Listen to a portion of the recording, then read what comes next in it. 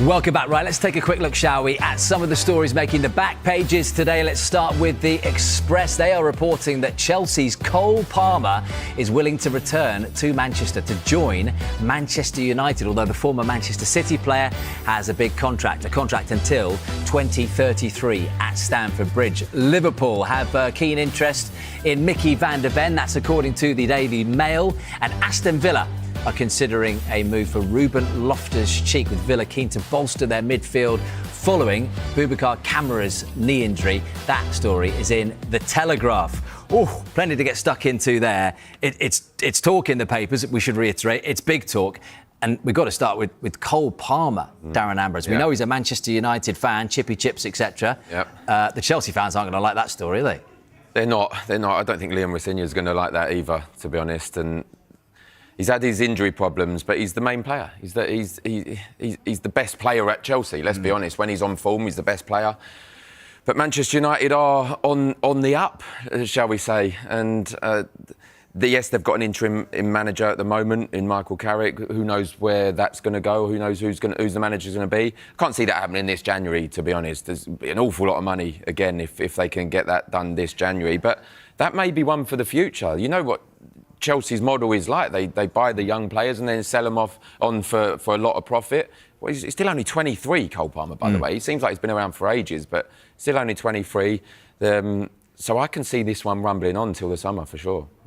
Pivotal to Chelsea, though, isn't he, in their future? And Rosenior, if he's to be there for anywhere near the length of his contract, is going to want to keep hold of Cole Palmer. Ruben Loftus-Cheek, Chris, what about that story? Aston Villa. It makes sense in terms of the injuries that they got. We know they went for Conor Gallagher and missed out, or he ended up going to Tottenham. But when you look at his situation, he's been in an England squad not that long ago. He will want to go to the World Cup. But I'm just looking at the Serie A table. He's right at the top. He's 3 points behind their City rivals Inter in the title race. Yeah, it's a really interesting one with Ruben Loftus-Cheek. And it's a little bit of a theme, I guess, of this transfer window is kind of English players playing abroad. And if they come back to the Premier League for those two words, which is the World Cup. Ruben Loftus-Cheek, he's, like you said, 23 appearances for Milan in the England squad previous to that. But like Conor Gallagher moving to Tottenham, can you put yourself more in that shop window for the World Cup, more in the eye of Thomas Tuchel by playing in the Premier League and proving yourself? It's an interesting one. I'm not sure kind of which way. I think it's too late for the World Cup for Loftus-Cheek. Yeah, I don't think he'll have not a chance of going there, but I just don't think he's in the top players in terms of the attacking midfielders at the moment. But who knows? He goes to Aston Villa. Who, I'm sure there'll be more clubs. If this is agreed, I'm sure there'll be more clubs showing an interest if Aston Villa get the go-ahead, as it were. But I just feel it's a little bit too late at the moment for Loftus-Cheek. I don't see him as one of the better attacking midfield options for the England squad. With Aston Villa, obviously, Boubacar Kamara suffered a serious knee injury and John McGinn now as well injured, so that's why potentially it could be an attractive move for him in terms of done well at Palace, by the way. Loftus-Cheek, he was really highly sought of at Palace, so that's why I'm thinking he's done well in the Premier League before.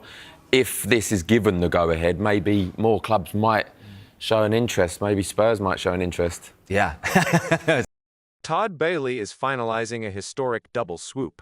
Chelsea, now led by head coach Liam Rosenior, has reportedly completed a stunning €150 million deal for Vinícius Jr from Real Madrid, which may involve a swap deal for Enzo Fernandez.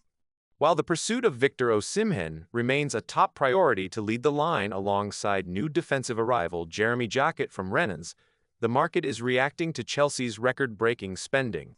This activity comes as Michael Carrick evaluates his Manchester United squad and Joshua Zirkzee's future, while other major moves like Marc-Andre ter Stegen joining Girona and Doro heading to PSG dominate the headlines. With Jeremy Doku's previous record fee being challenged by the Jacquet deal, the Blues are officially the main characters of this window.